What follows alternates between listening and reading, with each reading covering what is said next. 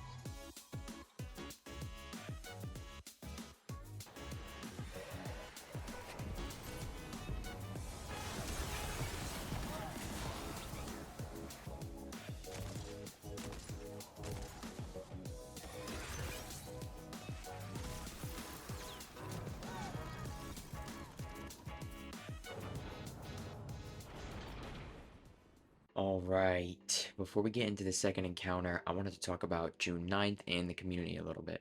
So far, the update has been everything we'd hoped for. Everyone hopped online and it crashed the servers. There were weasel codes popping up left and right. Our screens were showing contacting D2 servers all day, so if you see that during the video, pay it no mind. Recording this a few days after, there were reports of 1 million players logging on, with the numbers reaching almost 800,000 logins on update day. And the petition for D3 as of right now is over 380,000 signatures. It is safe to say that the Destiny community has made waves in the industry this week and since the news broke. This movement has become so much more than a game being discontinued. It has brought so much unity amongst players and has created a new space for Destiny to exist, even if there is no longer Destiny content given to us.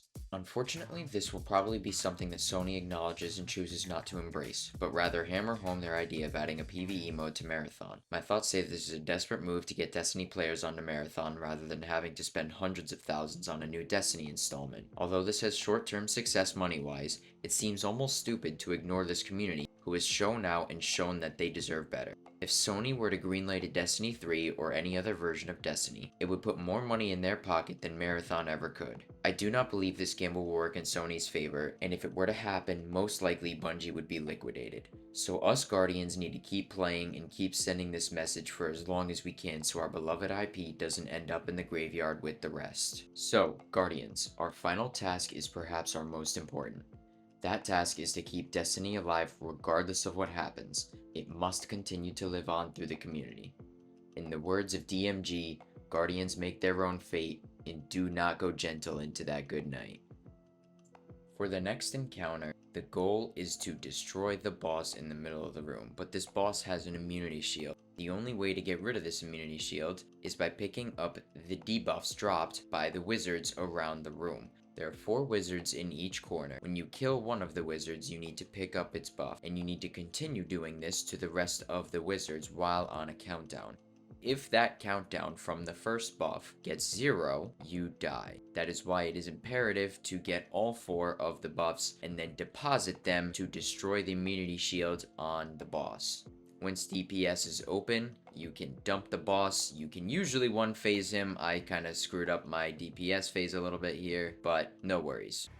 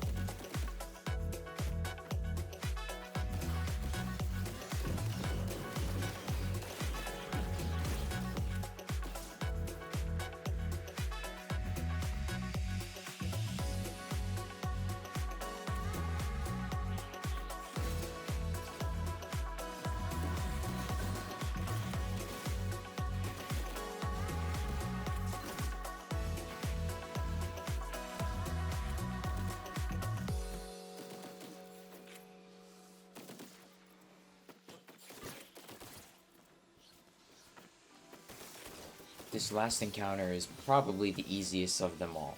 All you have to do is kill the 3 Hive Knights that spawn in around the boss. Absolutely mop the floor with them. They have almost more health than the boss does. When you kill all 3 of them and collect all 3 of their power-ups, you can absolutely nuke the boss. The easiest one phase you'll ever do. You don't even have to hit your damage swaps nicely. All you gotta do is get all 3 buffs, throw down a tether, and just dump.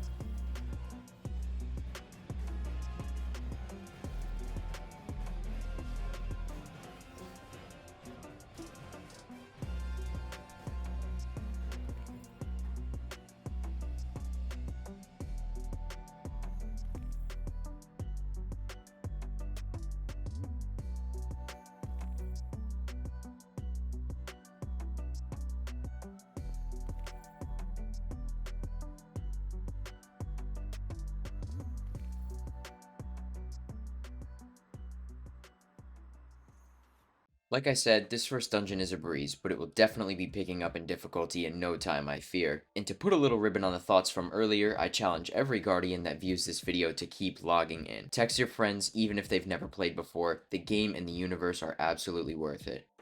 For the next dungeon, we will be tackling Pit of Heresy, and I have never played this before, so hopefully it isn't too mechanically heavy, but I feel like this is generally going to be easier until I get to Ghost of the Deep. This is the time where I'd like to ask you, the viewer, a question. Should I attempt to solo flawless every dungeon? That would be even harder but so much more rewarding. I've gone back and forth with myself on whether or not I'd like to do this, so if you have an opinion on it, do not hesitate to share it down below. Once again, I'd like to apologize for the audio issues. Further installations in this series will be much denser and real. Thank you so much for the love and support. I'll catch you on the flip. We want D3.